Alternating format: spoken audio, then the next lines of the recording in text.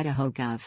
CL Butch Otter speaks to reporters at the state capitol in Boise, January 5, 2018. Associated Press. Idaho will require abortion providers to report how many times their patients have terminated a pregnancy in the past and other personal information under the latest pro-life law approved in the state.Gov.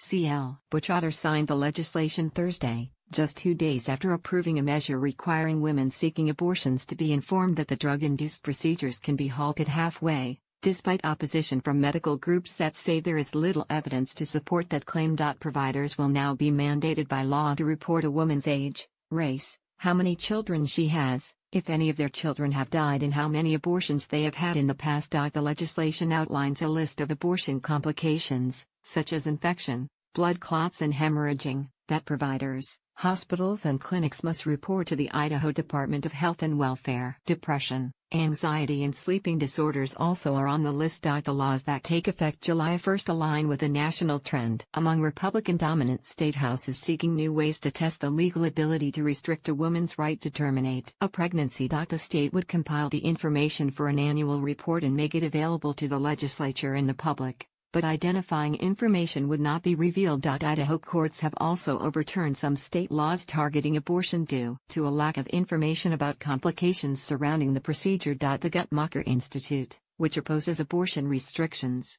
said at least 20 states have such laws on the books, though the amount of detail that must be reported varies. Also on Thursday, the Kentucky Senate overwhelmingly approved legislation to ban a common abortion procedure once the patient reaches her 11th week of pregnancy. Reuters reported. The ban would amount to one of the strictest abortion limits yet in the U.S., the report said. Utah's governor signs abortion halting legislation Monday.